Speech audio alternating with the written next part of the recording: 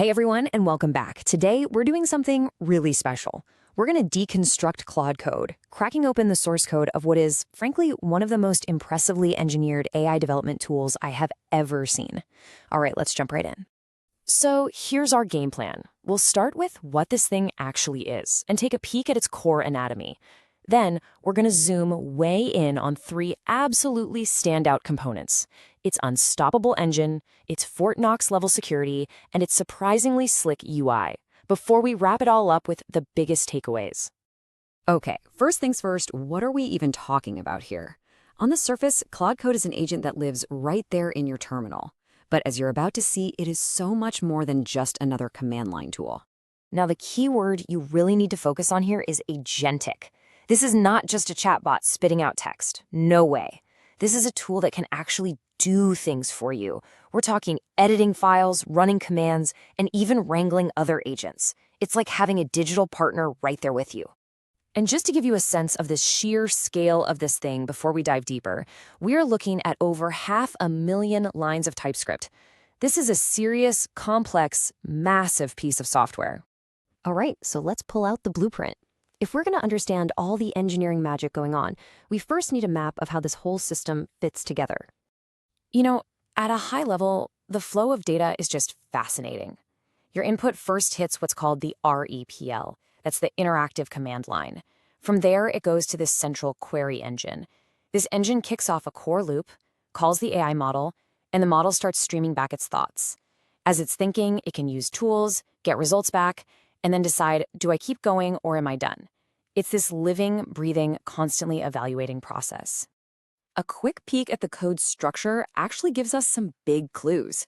You see a ton of UI components and utility files. That makes sense. But the really juicy part here, that third one, Ink. That is a custom-built 90-file rendering engine. And that right there is a huge tell about the deep, deep investment in user experience that we're going to get into later. And that brings us to our first deep dive, the core engine. This is the absolute heart of the application, and it was engineered with one primary goal in mind: to be extremely resilient, unstoppable even. To really appreciate this, you have to ask a question that plagues pretty much every AI agent out there. What happens when stuff goes wrong? You know, when the AI gets confused, or you try to jam way too much text into a prompt. Well, most systems just break. They throw an error and give up. Claude Code? It doesn't. And this is the absolutely brilliant solution: a 5-layer recovery system. If a prompt is too long, it first tries the cheapest, easiest fix. It drains some of the context. If that doesn't work, it compacts the whole conversation into a summary. Still stuck, it escalates and bumps up the token limit. Then it tries to gently nudge the model back on track with little recovery messages. And only as a last resort does it fall back to a completely different backup model. It's an incredible safety net that makes it almost impossible to knock over. Let's move on to the tools. Because if the engine is the heart, then the tools are the hands. And when you give an AI hands that can type commands directly into your computer, well, you better have Fort Knox level security. The perfect case study for this is the Bash tool. This is the tool that lets the AI run shell commands. It is incredibly powerful, which is great, but it's also, as you can probably guess, incredibly dangerous if you don't handle it with extreme care. So how'd they solve this puzzle? Not with just one lock, but with what's called defense in depth. For every single potential threat, like someone trying to sneak in malicious code, there is a specific, dedicated defense. They've got security analysis, special guards against exploits, sanitization to block data leaks, and for the threats they don't even know about yet, they use sandboxing and even machine learning classifiers to try and predict if a command looks dangerous. It is a comprehensive, multi-layered shield. Okay, for our last deep dive, we're shifting gears from security over to user experience. I mean, you don't normally hear the words desktop class UI when you're talking about a command line tool, but that is exactly what the engineers built here. So check this out. Your typical, powerful command line tool relies on a bunch of native code, stuff written in C++ or Rust. That makes installation kind of a pain. But Claude Code is totally different. Get this, it has 0 native dependencies. None. So you're probably thinking, how is that even possible? It sounds kind of insane, but they did it. They did it by rewriting entire C++ and Rust libraries in pure TypeScript. This is just a monumental amount of work, all done for one reason: to give you a simple, fast, seamless installation experience on any machine. And we are not talking about some tiny, obscure libraries here. They ported Yoga, which is Meta's C++ layout engine, just to handle the UI.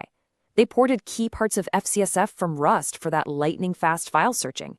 And they ported parts of BAT and Syntact, also from Rust, to do all the beautiful syntax highlighting. It's just an incredible, almost fanatical commitment to the user experience. Okay, let's zoom back out and tie all this together. What have we learned? Well, it's pretty clear this isn't just a good tool, it's truly an engineering masterclass. The analysis report I read really just nails it. It says that Claude Code shows exceptional engineering depth. And we've seen that across the board, right? From its basic architecture and performance to its fortress of security and that relentless focus on reliability. I mean, the technical achievements here are just staggering. We saw how streaming tool use makes it feel faster, how clever feature gating keeps the code clean, how those insane TypeScript ports create a perfect user experience, and of course, how that 5-layer recovery system builds an engine that just refuses to quit. Honestly, any one of these would be a huge accomplishment for a project. And that really leaves us with one final, and I think crucial question.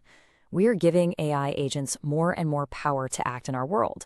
And when you look at the monumental effort that went into making Claude Code both powerful and safe, you have to wonder, is this the new standard?